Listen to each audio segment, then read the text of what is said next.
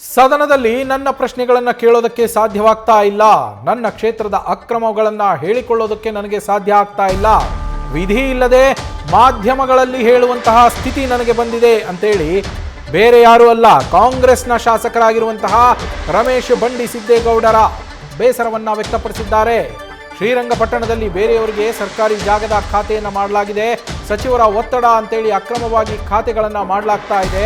Pandavapura AC Srinivas Gowda ಖಾತೆಯನ್ನ ಮಾಡಿಸ್ತಾ ಇದ್ದಾರೆ. ಕೋಟ್ಯಂತರ ರೂಪಾಯಿ ಬೆಲೆ ಬಾಳುವ ಜಮೀನಿನಲ್ಲಿ ಅಕ್ರಮ ಆಗ್ತಾ ಇದೆ.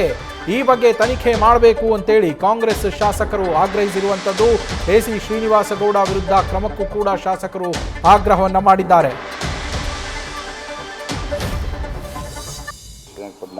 ತಾಲೂಕಲ್ಲಿ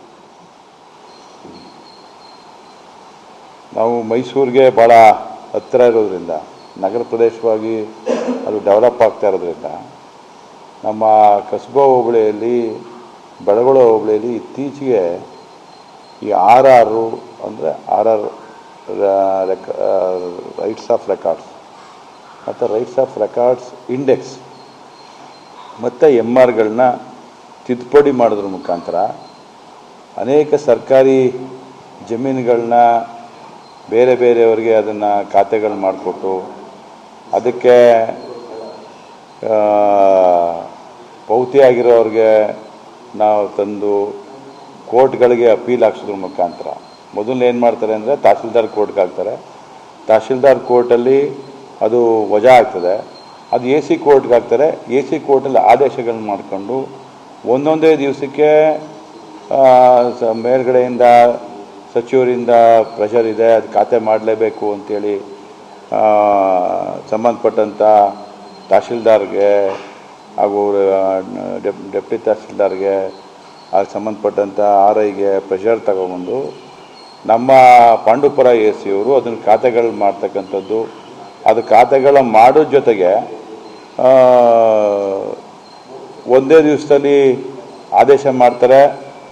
ಅದ್ರ ಬೆಳಿಗ್ಗೆನೇ ಖಾತೆ ಆಗ್ತದೆ, ಅದ್ರ ಮಾರನೆಗೆ ಜಮೀನು ಮಾರಿಬಿಡ್ತಾರೆ.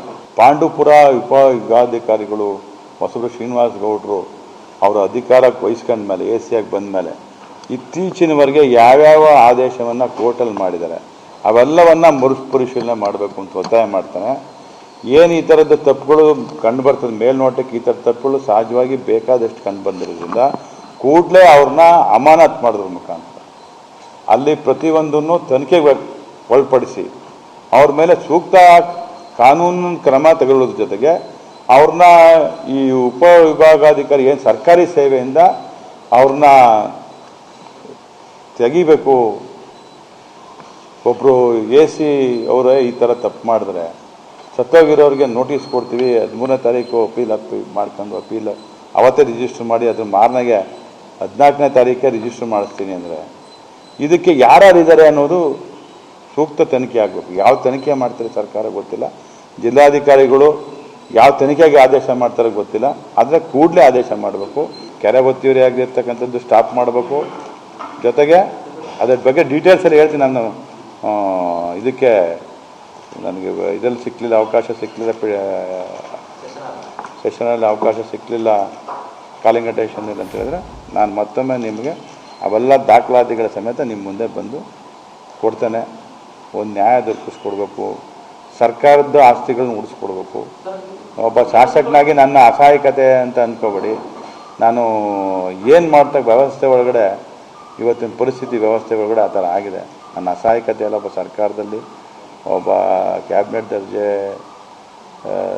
ಮಟ್ಟದ ಒಬ್ಬ ಅಧ್ಯಕ್ಷನಾಗಿ ನಾನು ಹೇಳಬಾರ್ದು, ಆದರೆ ಹೇಳ್ಬೇಕಾದಂಥ ಅನಿವಾರ್ಯತೆ ಇದೆ. ಈ ಥರ ವ್ಯವಸ್ಥೆ ಆಗ್ಬಿಟ್ಟಿದೆ.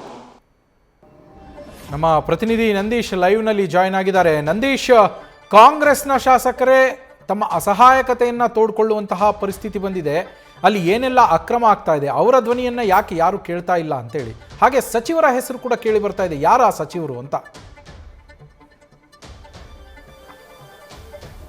ಖಂಡಿತ ನವೀನ್, ಮಂಡ್ಯದಲ್ಲಿ ಭೂ ಅಕ್ರಮಗಳು ನಡೀತಾನೆ ಇದೆ. ಅದರ ಸಂಬಂಧಪಟ್ಟಂತೆ ಹಿಂದೆ ಲೋಕಾಯುಕ್ತ ದಾಳಿ ಆಗಿತ್ತು, ಆ ಸಂದರ್ಭದಲ್ಲೂ ಕೂಡ ಅದು ಬಟಾ ಬಯಲಾಗಿತ್ತು. ಆದರೆ ಇದೀಗ ಒಂದು ಹೆಜ್ಜೆ ಮುಂದೆ ಹೋಗಿ ಕಾಂಗ್ರೆಸ್ ಶಾಸಕರೇ ಈ ಒಂದು ಸರ್ಕಾರದ ಅಧೀನದಲ್ಲಿರುವಂತಹ ಅಧಿಕಾರಿಗಳ ಅಕ್ರಮದ ಬಗ್ಗೆ ಬಾಯಿ ಬಿಟ್ಟಿದ್ದಾರೆ. ಅಷ್ಟೇ ಅಲ್ಲ, ಸ್ವಪಕ್ಷದ ಸಚಿವರೊಬ್ಬರ ಪಾತ್ರವೂ ಕೂಡ ಇದರಲ್ಲಿ ಇದೆ ಎಂಬ ಒಂದು ಅನುಮಾನವನ್ನು ಕೂಡ ಅವರು ವ್ಯಕ್ತಪಡಿಸಿರುವಂಥದ್ದು. ಅಂದರೆ ಸಚಿವರ ಒತ್ತಡದಿಂದಲೇ ಈ ರೀತಿಯ ಭೂ ಅಕ್ರಮಗಳು ನಡೀತಾ ಇದೆ ಅಂತ. ಅದರಲ್ಲೂ ಕೂಡ ಪ್ರಮುಖವಾಗಿ ಅವರು ಶ್ರೀರಂಗಪಟ್ಟಣ ವಿಧಾನಸಭಾ ಕ್ಷೇತ್ರ ವ್ಯಾಪ್ತಿಗೆ ಸಂಬಂಧಪಟ್ಟಂತೆ ಹಲವಾರು ಅಕ್ರಮಗಳ ಕುರಿತು ಇವತ್ತು ದಾಖಲೆ ಸಮೇತ ಆ ಒಂದು ಆರೋಪವನ್ನ ಶಾಸಕ ರಮೇಶ್ ಬಂಡಿಸಿದ್ದೇಗೌಡರು ಮಾಡಿರುವಂಥದ್ದು. ಅಲ್ಲಿನ ಎಸಿ ಆಗಿರುವಂಥದ್ದು ಅಂದ್ರೆ ಪಾಂಡುಪುರ ಉಪವಿಭಾಗದ ಅಧಿಕಾರಿ ಆಗಿರುವಂತಹ ಶ್ರೀನಿವಾಸರವರ ವಿರುದ್ಧ ನೇರವಾಗಿ ಆರೋಪವನ್ನ ಮಾಡಿದ್ದಾರೆ. ಅಂದ್ರೆ ಸರ್ಕಾರಿ ಜಮೀನನ್ನ ಖಾಸಗಿ ವ್ಯಕ್ತಿಗಳಿಗೆ ಖಾತೆಯನ್ನ ಮಾಡಿಕೊಡ್ಲಾಗ್ತಾ ಇದೆ, ಮತ್ತೆ ಸತ್ತವರ ಹೆಸರಿನಲ್ಲಿ ದಾಖಲೆಗಳನ್ನು ಸೃಷ್ಟಿ ಮಾಡಲಾಗ್ತಾ ಇದೆ. ಏನು ಆ ಒಂದು ಎಸಿ ಕೋರ್ಟ್ಗೆ ಬಂದಂತಹ ಕೇಸ್ಗಳನ್ನ ಕೇವಲ ಒಂದೇ ದಿನದಲ್ಲಿ ಆ ಒಂದು ಕೇಸನ್ನ ಪಡ್ಕೊಂಡು ಒಂದೇ ದಿನದಲ್ಲಿ ಆದೇಶ ಮಾಡುವಂತ ಕೆಲಸವೂ ಕೂಡ ಆಗ್ತಾ ಇದೆ. ಹೀಗೆ ಕೇವಲ ಒಂದು ಅಕ್ರಮ ಅಲ್ಲ, 10 ಅಕ್ರಮಗಳ ಬಗ್ಗೆ ದಾಖಲೆಗಳನ್ನ ಬಿಡುಗಡೆ ಮಾಡಿದ್ದಾರೆ. ಅಷ್ಟೇ ಅಲ್ಲ, 100 ಅಕ್ರಮ ಇದಾಗಿದೆ ಎಂಬ ಒಂದು ಮಾಹಿತಿಯನ್ನು ಕೂಡ ಇದೀಗ ಶ್ರೀರಂಗಪಟ್ಟಣದ ಶಾಸಕರಾಗಿರುವಂತಹ ರಮೇಶ್ ಬಂಡಿಸಿದ್ದೇಗೌಡರು ಆರೋಪವನ್ನು ಮಾಡ್ತಾ ಇರುವಂಥದ್ದು. ಅಲ್ಲದೆ ಈ ಒಂದು ವಿಚಾರದಲ್ಲಿ, ಈ ಒಂದು ಅಧಿಕಾರಿಯ ಅಕ್ರಮದಲ್ಲಿ ಸಚಿವರ ಪಾತ್ರವೂ ಇದೆ ಎಂಬ ಒಂದು ಗಂಭೀರ ಆರೋಪವನ್ನು ಮಾಡಿರುವಂಥದ್ದು. ಅಂದರೆ ಸಚಿವರು ಯಾವ ಸಚಿವರು ಎಂಬ ಮಾಹಿತಿಗಳನ್ನು ಅವರು ಕೊಡ್ತಾ ಇಲ್ಲ. ಅಂದರೆ ನಾನು ಸದನದಲ್ಲೇ ಈ ಕುರಿತು ಮಾತನಾಡಬೇಕಾಗಿತ್ತು, ನಾನು ಪ್ರಶ್ನೆಗಳನ್ನು ಕೇಳಿದ್ದೇನೆ, ಆದರೆ ಉತ್ತರವನ್ನು ಕೊಡುವಂಥ ಕೆಲಸವೂ ಕೂಡ ಆಗ್ತಾ ಇಲ್ಲ. ಆ ನಿಟ್ಟಿನಲ್ಲಿ ನಾನು ಅನಿವಾರ್ಯವಾಗಿ ವಿಧಿ ಇಲ್ಲದೆ ಇವತ್ತು ಮಾಧ್ಯಮಗಳ ಮುಂದೆ ಬಂದಿದ್ದೇನೆ.